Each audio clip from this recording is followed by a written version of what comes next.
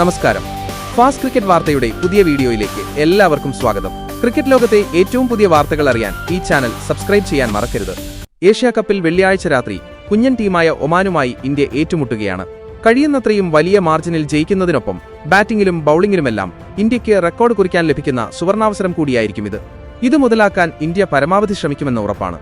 പുതിയ ചില പരീക്ഷണങ്ങൾ നടത്താൻ ഇന്ത്യയ്ക്ക് ലഭിക്കുന്ന വേദി കൂടിയാവും ഈ മത്സരം. അതുകൊണ്ട് തന്നെ ചില സർപ്രൈസ് പ്ലാനുകൾ കോച്ച് ഗൗതം ഗംഭീർ തയ്യാറാക്കിയേക്കുകയും ചെയ്യും. ഇന്ത്യയ്ക്ക് ഉറപ്പായും ട്രൈ ചെയ്യാവുന്ന 3 പരീക്ഷണങ്ങൾ എന്തൊക്കെയാണെന്ന് നോക്കാം. ഇന്ത്യൻ ടീം ചെയ്യേണ്ട ആദ്യത്തെ മാറ്റം മലയാളി സൂപ്പർ താരം സഞ്ജു സാംസണെ ഓപ്പണിംഗിലേക്ക് തിരികെ കൊണ്ടുവരിക എന്നുള്ളതാണ്. അദ്ദേഹത്തിന്റെ ബെസ്റ്റ് റോൾ ഇതാണെന്ന് മുൻ പരമ്പരകളിൽ തെളിഞ്ഞിട്ടുള്ളതാണ്. അതുകൊണ്ട് തന്നെ സഞ്ജുവിന് വീണ്ടും ബാറ്റിംഗിൽ അഴിഞ്ഞാടാനുള്ള അവസരം ഗൗതം ഗംഭീർ നൽകണം. ഇന്ത്യയ്ക്ക് ആദ്യം ബാറ്റിംഗ് ആണെങ്കിൽ ഓപ്പണിംഗിൽ ഇറങ്ങിയാൽ സഞ്ജുവിന്റെ 4ാം T20 സെഞ്ചുറി നമുക്ക് കാണാനായേക്കും. അതോടൊപ്പം ഓവറിൽ 6 സിക്സറുകൾ അടിക്കുക എന്ന അദ്ദേഹത്തിന്റെ ഏറ്റവും വലിയ സ്വപ്നവും യാഥാർത്ഥ്യമാക്കാൻ ഇത് സഹായിക്കും. ടൂർണമെന്റിൽ വിക്കറ്റിന് പിന്നിൽ തകർപ്പൻ പ്രകടനമാണ് സഞ്ജു കാഴ്ചവെക്കുന്നതെങ്കിലും ബാറ്റ് ചെയ്യാൻ ഇനിയും സാധിച്ചിട്ടില്ല.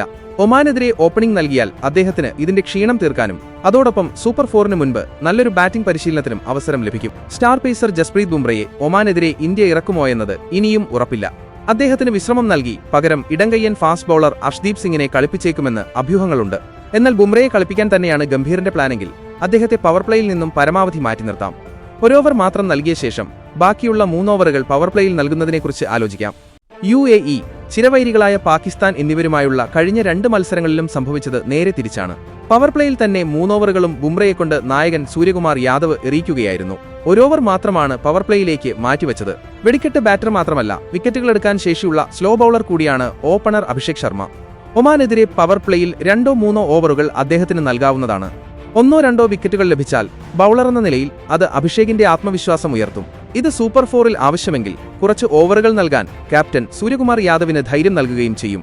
ബാറ്റിംഗിനൊപ്പം ബൌളിംഗിലും ഇന്ത്യയ്ക്ക് വളർത്തിയെടുക്കാവുന്ന താരമാണ് അഭിഷേക്.